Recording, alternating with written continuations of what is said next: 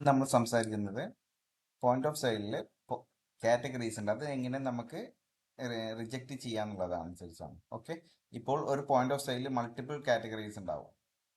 അത് നമുക്ക് നമ്മുടെ ഇഷ്ടത്തിന് എങ്ങനെയാണ് അത് ബ്ലോക്ക് ചെയ്യാന്നുള്ളതാണ്. ഓക്കെ, ഞാൻ ഇപ്പോൾ പോയിന്റ് ഓഫ് സെയിൽ ഓപ്പൺ ചെയ്യുന്നു. ഓക്കെ, ഞാൻ ജസ്റ്റ് ഒരു കൗണ്ടർ ഓപ്പൺ ചെയ്യുന്നു. ഫർണിച്ചർ ഷോപ്പായിരുന്നു. ഓക്കെ, ഇതിലിപ്പോൾ ഇവന്റ്, മിസ്ലേനിയസ്, ഡസ്റ്റ്, ചെയർ, അങ്ങനെ ഒരുപാട് കാറ്റഗറീസ് ഉണ്ട്. ഇപ്പം നമുക്ക് ഇതിൽ ഇവന്റും ചെയറും മാത്രം മതി. ബാക്കി രണ്ടും നമുക്ക് ഹൈഡ് ചെയ്യണമായിരുന്നു. ഓക്കെ, അപ്പം ഞാൻ അതിന് സെറ്റിങ്സിലോട്ട് പോവാണ്. കോൺഫിഗറേഷനിൽ നമ്മൾ ചെയ്യേണ്ടത്, കോൺഫിഗറേഷനിൽ പോയിട്ട് സെറ്റിങ്സിൽ ഫർണിച്ചർ ഷോപ്പായിരുന്നു ഞാൻ സെലക്ട് ചെയ്യേണ്ടത്. ഓക്കെ, അതിനുശേഷം ഇവിടെ റെസ്ട്രിക്റ്റഡ് കാറ്റഗറീസ് ഉണ്ട്. ഇപ്പം ഞാൻ ഇതിൽ മിസ്ലേനിയസും അതുപോലെ എനിക്ക് ഡെസ്കും വേണ്ട. ഓക്കെ, ഞാൻ ഇത് രണ്ട് മാത്രം മതി എനിക്ക്. ഞാൻ അത് സേവ് ചെയ്യുന്നു.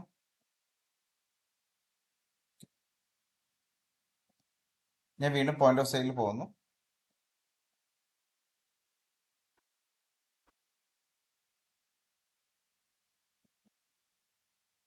ഇപ്പം എനിക്ക് ആ രണ്ട് കാറ്റഗറി മാത്രമേ കാണുകയുള്ളൂ. ഓക്കെ, നിങ്ങൾക്ക് ഇതുപോലെ നമുക്കത് നിങ്ങളുടെ പോസിൽ കാറ്റഗറി സെറ്റ് ചെയ്യാവുന്നതാണ്.